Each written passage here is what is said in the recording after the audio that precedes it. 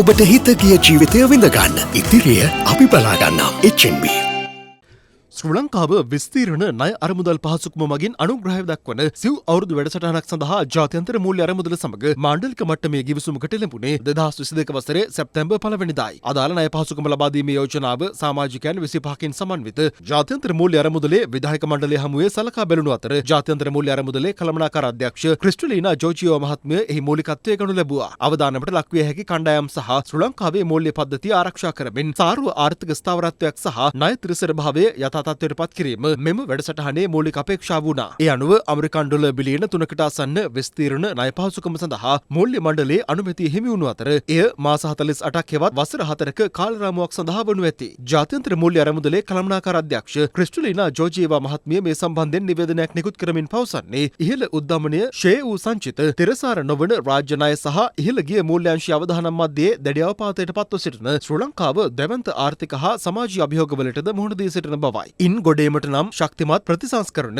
සෙසු කඩිනම් සහ කාලීන වැඩසටහනක් ක්‍රියාත්මක කිරීම ඉතා වැදගත් බවයි ඇය පෙන්වා දෙන්නේ. මූල්‍ය ගැලපීම් සාර්ථක වීමට නම් බදු පරිපාලනය, රාජ්‍ය මූල්‍ය හා වියදම් කළමනාකරණය සහ බලශක්ති මිලකරණය පිළිබඳ තිරසාර මූල්‍ය ආයතනික ප්‍රතිසංස්කරණ ඉතා වැදගත් බවයි ක්‍රිස්ටලීනා ජෝජියේවා මහත්මිය පවසා ඇත්තේ. ප්‍රධාන නිල ද්විපාර්ශ්වික ණය හිමියන්ගෙන් නිශ්චිත සහ විශ්වසනීය මූල්‍ය සහතික ලබා ගැනීමෙන් IMF සහාය දක්වන වැඩසටහනට අනුකූලව ණය තිරසර භාවය සහතික කිරීම සඳහා බලධාරීන් සහ ණය හිමියන් ඉක්මන් ප්‍රගතියක් ලබා ගැනීම ඉතා වැදගත් බව දැය පෙන්වා දෙනවා. ඇය පවසන්නේ ශ්‍රී ලංකාව බහුවිධ උද්දමන පාලන උපාය මාර්ගයකටද කැප වී සිටිය යුතු බවයි. වෙළඳපොළ විශ්වාසය නැවත ලබා ගැනීමේදී රජය විසින් මෑතකදී හඳුන්වා දුන් වැඩි විනිමය අනුපාත නම්‍යශීලී භාවය සංචිත ප්‍රමාණය නැවත ගොඩනැගීමට උපකාරී වනු ඇති බවද ඇය පැවසුවා. එමෙන්ම දූෂණ විරෝධී රාජ්‍ය ප්‍රතිපත්තිමය රාමුවක් අනුගමනය කිරීම, දිළිඳු ජනතාව ඉලක්ක කරගත් සමාජ අරමුණු ජාලයක් ඇති කිරීම සහ බැංකු පද්ධතියේ ප්‍රාග්ධනය ශක්තිමත්ව පවත්වා ගැනීම වැදගත් බවයි ජාත්‍යන්තර මූල්‍ය අරමුදලේ කළමනාකාර අධ්‍යක්ෂවරිය පෙන්වා දෙන්නේ. ජාත්‍යන්තර මූල්‍ය අරමුදලේ ශ්‍රී ලංකාව සම්බන්ධ දූත මණ්ඩලයේද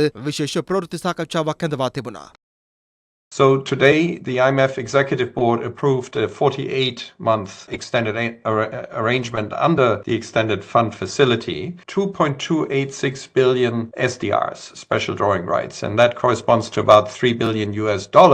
The reform program supported under the EFF arrangement is built on strong policy measures and prioritizes 5 key pillars. Commendably, Sri Lanka has already started implementing these challenging policy actions. It is now essential to continue the reform momentum under strong ownership by the authorities and the Sri Lankan people more broadly. Tax reforms under the program are designed to be progressive, that is, ensuring greater contributions from higher income earners. Efforts to increase tax revenues should be pursued in a growth-friendly manner while protecting the poor and most vulnerable. Sri Lanka's public debt at 128% of GDP as of end 2022 is unsustainable. It is now important for the Sri Lankan authorities and creditors to closely coordinate and make swift progress towards a debt treatment that restores debt sustainability under the EFF-supported program. Finally, we emphasize the importance of anti-corruption and governance reforms as a central pillar of the EFF-supported program. The IMF is conducting an in-depth governance diagnostic exercise which will assess corruption and governance vulnerabilities in Sri Lanka and provide prioritized and sequenced recommendations. Sri Lanka will be the first country in Asia to undergo a governance diagnostic exercise by the IMF. The first tranche will be made available in the next 2 days or so. Disbursements will be tied to reviews that take place every 6 months. On the question of local debt, for the IMF to lend to a country, it usually requires a sustainable debt situation. Only then can the IMF actually go ahead and lend. Whether local debt is included in there or not is for the authorities to set out. The IMF does not intervene in any country's electoral governance processes. And in the case of Sri Lanka, question of election is a matter for Sri Lankan government and the Sri Lankan people. We, IMF, never recommended postponing local elections in Sri Lanka.